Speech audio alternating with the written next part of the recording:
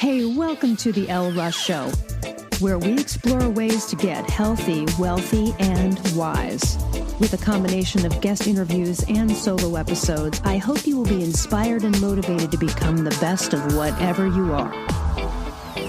I'm Elle Russ, #1 best-selling author and subject expert with over a decade of helping thousands of people across the globe. Visit my website, elleruss.com, to learn more about free guides, masterclasses, online courses, and more. Enjoy the show.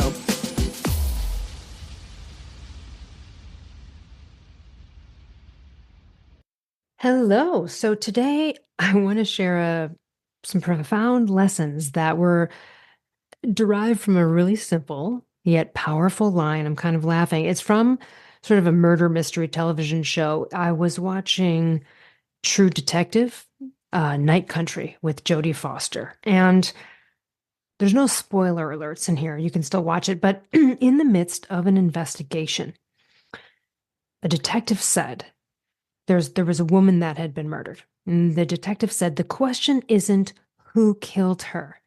The question is, who knew that they killed her?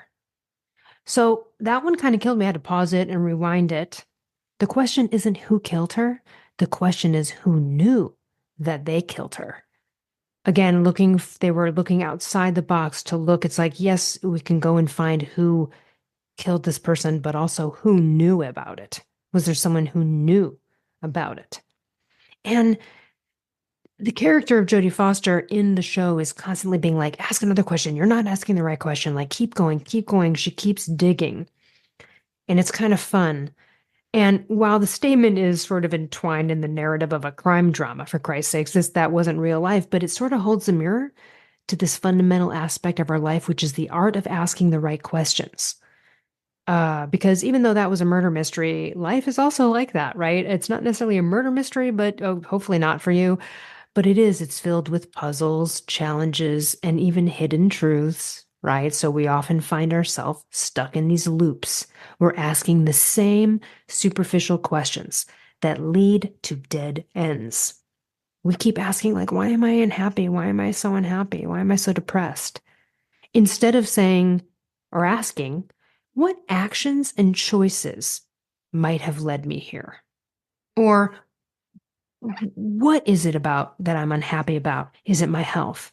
Is it this? Is it my career? Is it friendships? Is it all of it? But asking some more questions on top of just that superficial lamenting, which keeps you in limbo. We ask, why don't people understand me? Rather than like, how can I communicate more clearly? How can I communicate more openly? On that note, I discovered about myself that, I have a degree in philosophy and sometimes I really pan the camera out. And so if one of my friends has a situation and I have an idea about it and they want my opinion, I often will have to preface what I'm about to say by being like, hey, hear me out. I'm going to present a couple of things. You might think I'm going in one direction, but I'm not. So hang in there with me. Because I'll start to speak and they'll be like, no, no, no, no. And I'll be like, no, no, you don't know where I'm going. You don't know where I'm going. I'm going to dance around to it. I got to cover this first. So I have to sometimes preface that instead of being like, why don't people understand me? After a certain period of time, I was like, oh, I see what this is. How can I be how can I be more clear in my communication? I need to preface certain things about what I'm going to say, not necessarily because they're harsh or contentious or any of that. But it's more about my mind might be operating or looking at their situation in a very broad way, and they are in it, so they're not. And if you come at someone with a broad thing, they're like confused, don't know where you're going. They need to see the path of where you might be going. So sometimes I present it that way. Something's knocking over there. Is it a bird? I think it's a bird. I think there's a woodpecker outside. So anyway, those are the questions, right? So the essence of personal growth, the essence of problem solving and, building meaningful connections, it lies in our ability to ask the right questions. Questions peel back the layers, they challenge assumptions, they lead us to the root of issues. Curiosity isn't just a trait, it's a skill. You have to cultivate it. If you want to navigate the complexities of life in a smoother, more relaxed, easy manner with less struggle, curiosity is the skill. And on this note, it can just make, I've been to some, I've talked about this before. You go to like a barbecue or a party or a work party or whatever it is, and it seems like a boring conversation, right? I just ask a lot of questions. So I just kind of go into interview mode a little bit and I'll just start talking with someone. I inevitably learn something interesting because I'm asking the questions and being curious. I also often leave these things and I'm like, what the fuck?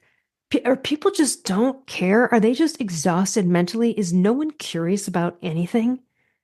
And here's the thing, I never show up to a party or barbecue or like any of these kind of things. I don't care, actually, if anyone comes and asks me what I do. I get enough street credit in life, enough attention in life. I'm not looking to be the center of attention. And I also don't need to be congratulated for all the cool things, blah, blah, blah. I don't. But it is just weird that no one really asks you about yourself. Just no one fucking, they just ask a couple questions. That's the end of it. Anytime someone tells me what they do for a living, I'm like, how did you get into that? Did you always know you wanted to do that? And then through that story, I'm learning more. There's probably another question that I got based on that response. And now we're in a conversation. Now, certainly it might be a little bit of a one-way street, right? I might be, quote, doing the work a little bit for the conversation. That's okay. Um, but again, instead of suffering with boring communication during these kind of events, you can liven it up by getting curious about other people. And through that comes really, really, really interesting revelations, in my opinion. All right, but getting back to this, in order to evaluate your life effectively, you've got to recognize the lack of curiosity and clarity in your communications with others and within yourself. We live in this fast paced world. These superficial interactions and quick fixes are often just the norm. This is how we are now. But this environment is stifling an innate curiosity, and that will cloud judgment. So, just want you to consider a few things to foster a deeper sense of inquiry in all of your communications, maybe, or even just about your own life. So, reflect on your questions. So, you take a moment to think about questions you ask yourself and others. Are they open-ended? Do they lead to yes or no answers? Do they challenge things? And I don't mean challenge in a bad way. Or do they merely scratch the surface, So start asking questions that might require some introspection, some honesty, right? So for example, a good example of that would be meet the base question of what do you do for a living? And someone says, I'm a dentist. And then that's it, then it's over. But if I ask another question, such as, what made you want to be a dentist? What was it in your life that you, like, this was a passion you wanted to go for? That kind of question requires introspection and some honesty. But either way, it's deeper. It's going a little bit further. Embracing uncertainty, which I always talk about, don't shy away from questions that don't have immediate answers. So even embracing the discomfort of not knowing. It's tough, but in that space, some good understanding, true understanding can form. Every one of us is guilty of the following. To this day, it depends on the mood and where I'm at in my day. If I'm really been in go, go, go mode, I've got to really pipe it down to be an active listener in a situation, especially if it's like a family member or someone you're like more inclined to be like whatever with. But so often we ask these questions, but we actually don't fucking listen. And active listening means giving full attention to the response without forming your next question or rebuttal. It's tough if you're a fast talker and thinker like me, that can come up, but it's an actual practice. One of the things that helped me with this was many, many, many years ago, or like 20 something years ago. I used to live in San Francisco, and during the terrible AIDS crisis, I worked one-on-one with people that were dying actually of the disease. And we went through this training. It was called the Shanti Project. And we went through this training, which was kind of heavy psychology, but a lot of it was because we were working in hospices and places where people were literally dying. It might be their last day there. And the objective was just to listen to their lives. The objective was just to be there for them, to hang out. And I remember, one guy kind of getting a little bit animated, and because I was asking just a bunch of questions about his life and I was curious. And I left after my time there and I thought, at least that guy passed the time and got to reminisce and go over. So, can you be a more active listener? And do you know when you fail at that? And then what are the tips and sort of hacks you're going to use to get back into the present moment? Seeking multiple perspectives. This is like one of the top ones, right? One question can have many answers depending on who you ask. So you don't have to limit yourself to like one source of truth about something. Seek out diverse perspectives. It'll enrich your understanding. Even a suggestion that is overall wrong, like I've had this experience where someone suggested something to me. Overall, it's wrong, but there's an element in there that was so key that I used it for something else. So you never know when another perspective isn't going to ignite something, spark something awesome. So, in order to ask the right questions, consider these sort of principles. Be specific and clear.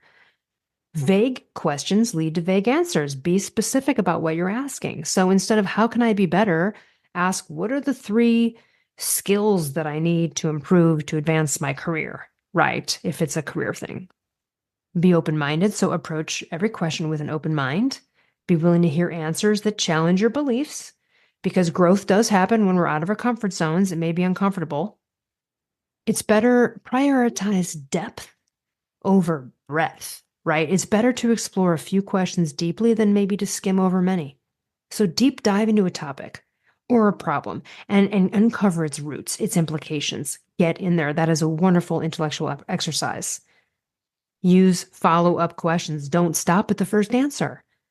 If someone says they're unhappy, be like, well, okay, what aspects of your life do you think are contributing to this? Like, what's happening? And then they might list, well, my living situation is really killing me. Okay, great. Well, what is it about it that you don't like? Okay, great. What do you think can be changed about? Like, you can just keep going down the line of getting deeper into that through follow-up questions. Practicing empathy. So when asking questions, think about using empathy, doing so with empathy, understanding everyone's got their unique experience, right? And so empathy can open the door to some honesty, some meaningful dialogue. So I don't know, let's just run through some examples. Maybe like, okay, so career advancement. Let's say you feel stuck in your career, you wonder why you haven't been promoted. So you're just like, oh, why do I keep not being promoted? Instead of like, what skills and achievements are valued for promotion in my company? How can I align my efforts to meet that? How can I, right? Or is it just impossible you will ever be promoted and you're barking up the wrong tree and you need to leave, like that company? I don't know. But let's say, fictional Maria has been in her position at the company for 3 years. She's never gotten a promotion. But instead of dwelling on the fact that she hasn't been promoted, she goes and asks her manager for feedback, right? On her performance, what she can improve.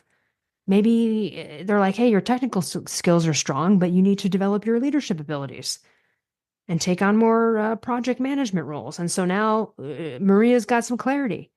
She enrolls in a leadership course or she volunteers to lead a team project or whatever. Maybe she's regularly checking in with her manager for progress updates. That is showing perseverance, hungry, you want it. And then, hey, maybe within a year she's promoted, right? But let's talk about relationships. Let's say a couple is experiencing frequent arguments or misunderstandings. The superficial question, right, is like, why do we always fight? We're always so fighting. But the right question is, what are the underlying issues causing our arguments? Let's get into how we are communicating and then look at how can we communicate more effectively. So, fictional couple, let's say John and Sarah, John and Sarah, let's say they're arguing daily, right? And so instead of focusing on the arguments themselves, they decide to seek couples therapy or read a couples therapy book or a podcast, whatever, to try to uncover the root causes of why they're arguing all the time. And maybe through those uh, endeavors, maybe they realize John's just feeling undervalued. He doesn't feel great when Sarah's spending excessive time on her phone during dinner. Maybe this is just something that's hitting him every night. Maybe Sarah feels stressed from work and she needs more support and doesn't feel like she's getting enough support in general. So, but like my understanding, those are the underlying issues there, right? So maybe then they establish a rule of no phones at the dinner table. Maybe they agree to share household responsibilities because Sarah's so stressed from work. She needs more support around the house. But they got to it. Um, in the area of, let's say, self-improvement or personal growth, let's say you're feeling like you're lacking direction or you're unfulfilled. So it's like, oh, why am I happy? What do I want to do with my life? I don't know what it all means. But that's the superficial stuff. The right question is, okay, what aspects of my life are causing me unhappiness and depression or pain or whatever? And then you go through, okay, what changes can I make? What are a few steps I can make in each of these areas? What changes can I make to pursue my passions and values? Those are the right questions. So let's say James, we'll take James. James feels, fictional James, right? He feels, let's say he can't really pinpoint why he's unhappy, but he takes an action. Maybe he starts journaling to explore different areas of his life, career, hobbies, personal values, relationships. And kind of through this journaling, he discovers maybe his job. Maybe he's got a really high paying job, but maybe his job doesn't align with his passion for environmental conservation. Okay, let's just say that's his thing. So he's like, all right, well, my job's that makes me a lot of money, but it's not aligning with my passions here for environmental conservation. So maybe then James would volunteer at a local conservation organization or nonprofit on weekends. Maybe he eventually pursues a career in environmental policy, but he's still working on aligning his actions with his values to find greater fulfillment because, saving the marshlands for the ducks are really important to him. I wouldn't. I wouldn't do that, right? Like James and I are not the same people. I'm not interested in, I mean, I care about environmental conservation, but it's not my passion, right? Uh, team situations, team efforts, group projects. Let's say a group is constantly missing a deadline or they're producing subpar work. So let's say you're a boss and you have a team. It's like, oh, why does my team keep failing? Why is my team so shitty? Why does this keep happening? Why are the deadlines always missed? Those are the superficial questions. But the right ones are, why are the specific obstacles hindering our team? Like, what are the specific obstacles that are hindering the team's performance? And then you go into each one of those. Then how are we addressing them? In what ways can we improve efficiency, quality? These superficial questions are more like helpless victim states in a way. It's like, why is the sky blue? Why is this happening? It's like, do you really want to know? Or you just keep asking why, right? But if you want to know, there's where the answer is the self-growth comes. So let's say a fictional example of a team. Maybe there's a software development team and they're struggling with meeting a deadline. But instead of blaming the team members, the project manager, maybe the project manager conducts a thorough review of the team's workflow. Maybe while they do that, they discover some issues. Maybe there's unclear roles or there's outdated tools or there's lack of communication. But this project manager, by conducting these thorough reviews, can gather more information and clarity in of itself is asking the right questions. And then maybe that project manager implements regular check-ins, right? Clearly defining each team member's responsibility. Maybe they even like get some new project management software because they realized that the tools they were using were outdated, right? So the team will improve its performance, maybe start to meet its deadlines, produce higher quality work. Those are the right questions.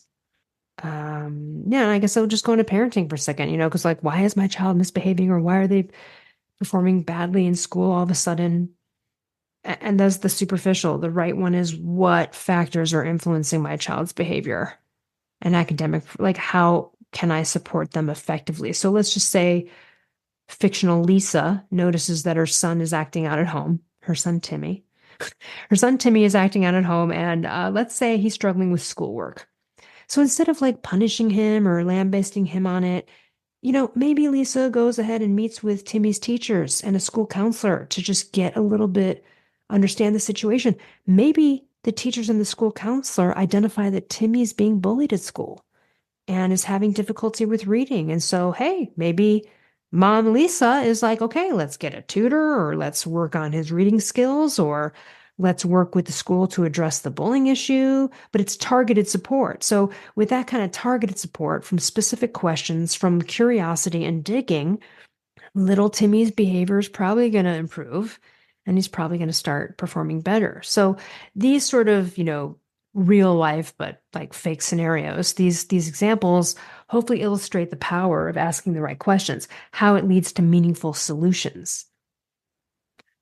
Just the questions we ask shape the answers we receive. So I invite you to cultivate curiosity, embrace clarity.